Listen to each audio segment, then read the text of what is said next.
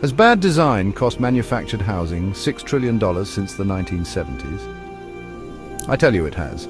And by design, I'm talking about the design of the house in relation to its lot and subdivision, not just its floor plan, important as that is.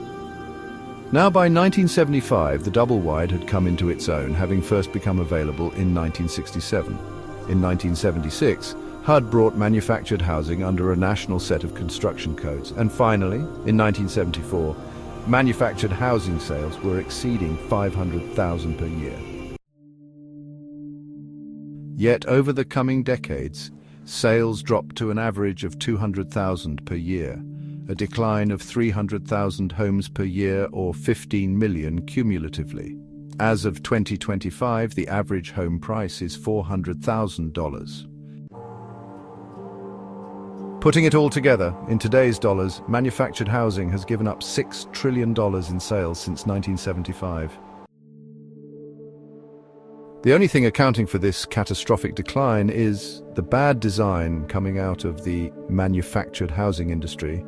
And as mentioned previously, this includes design at all levels, from floor plan to lot layout to subdivision configuration.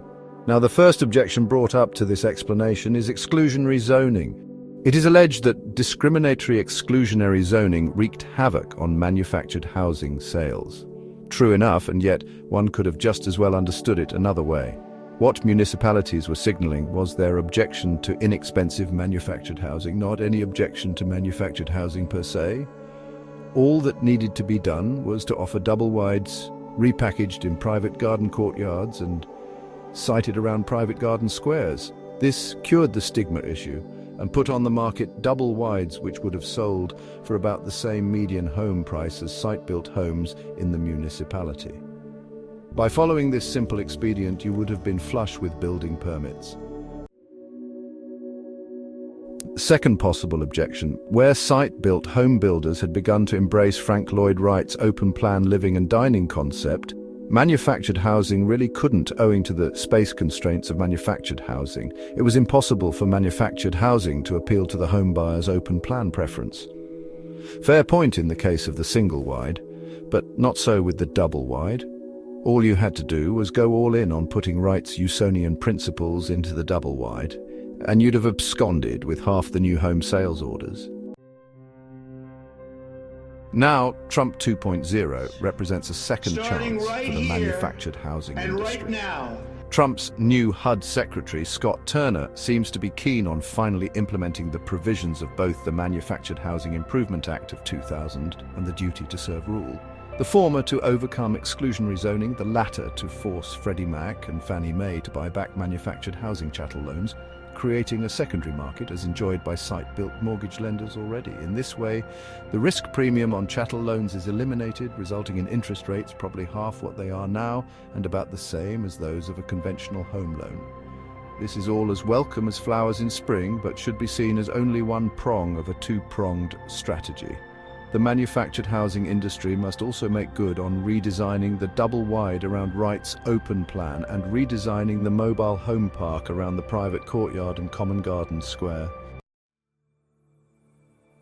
In the images shown above, there are several showing the traditional, rather stark and barren manufactured housing community, in comparison to the same image but repackaged with private garden courtyards.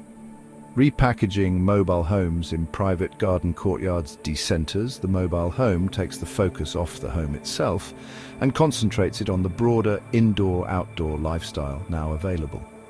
Site-built homes don't have anything like these courtyards, let alone the common garden square around which each home is sited, nor do site-built homes have advanced open plan depicted in the drawings where a very long sofa bank is centered around a very large format projection TV.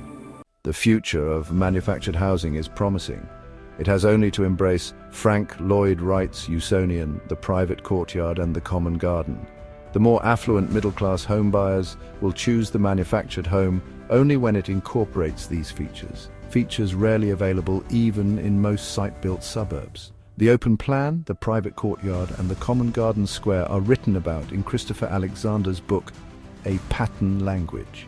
Their inclusion in manufactured parks of the future will go a long way toward recovering the trillions of dollars lost to manufactured housing in the previous decades.